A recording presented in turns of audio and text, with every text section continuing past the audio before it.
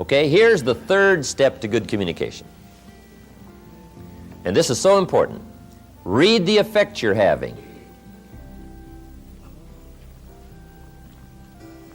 When you communicate, see, that's just major.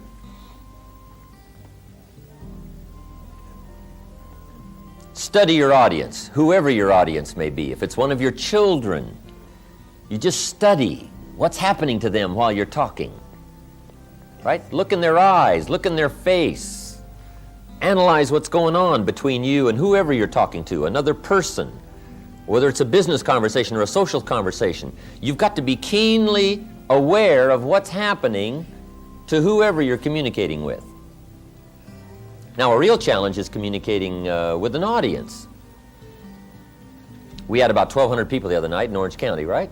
And I've got to make sure that everybody from down here, down in front, way in the back, how to gather up 1,000 people's attention, right, for the 3.5-hour period. Now, that's a real challenge. I didn't used to be that good at it. In fact, when I first started lecturing, I was hardly aware of my audience. I was so absorbed in my notes and my material, guess what? They could have all got up and left, and I would have never known it. I wouldn't have missed them. I'd have just kept right on talking, right? Because I was so absorbed in the material, I was so absorbed in trying to say it right and do it right, that I was not aware of what was going on with my audience.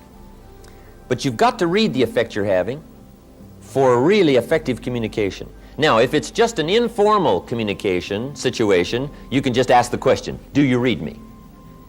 Right? Does it make sense? Did I say it well?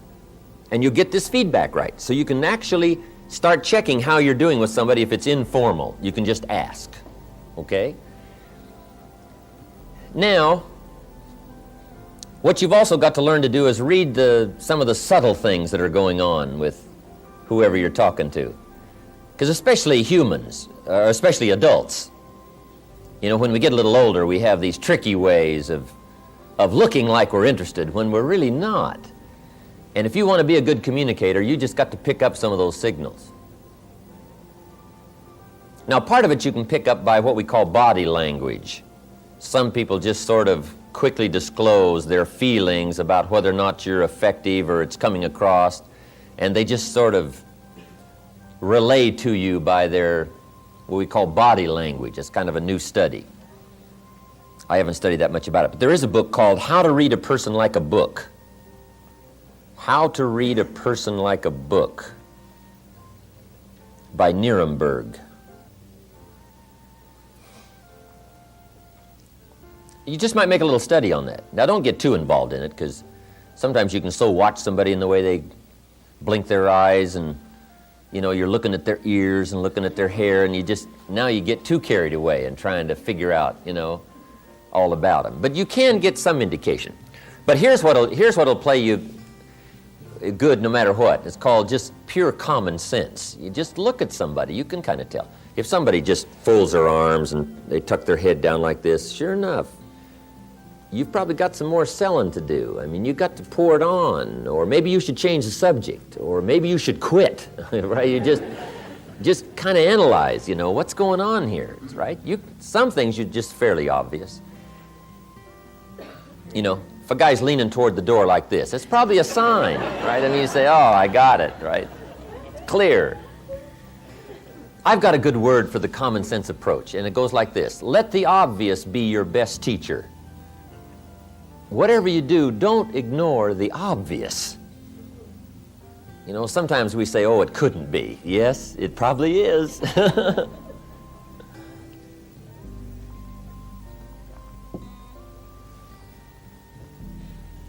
But adults especially, sometimes this is a bit tricky.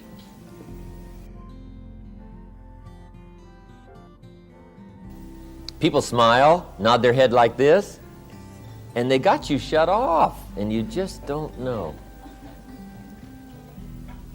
Okay. Because in good communication, you cannot mistake courtesy for interest. Sometimes people will be courteous, but that doesn't mean they're interested.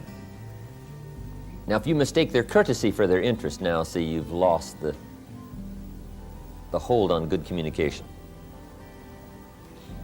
Also, you can also develop a sense of picking up signals.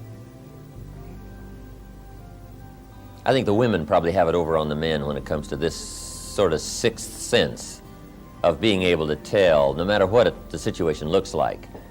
Women have this uncanny gift. I guess men can develop it, but the women already have it. You know, the antenna is out. I mean, they pick up signals nobody else can pick up. I mean, the men don't have a chance. I think part of it is because until the industrialized society came, women were primarily the protectors.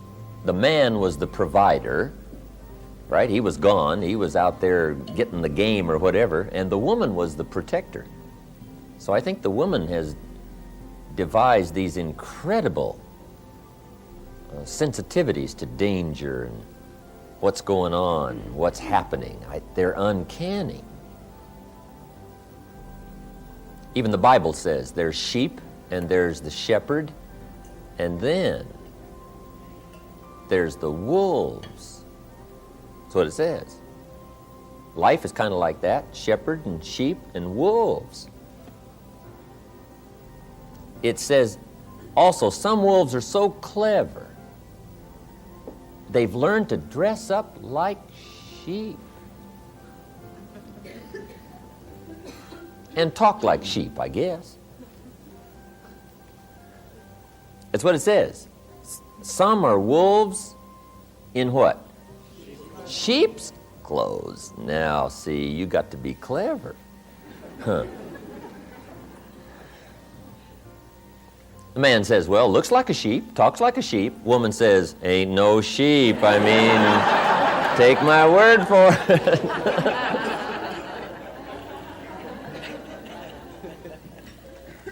But that's that long developed instinct, I guess, right? In the middle of the night, she says, wake up, something isn't right out there. He says, right? I mean, he's gone, right? She says, no, something, right? She has this uncanny sense.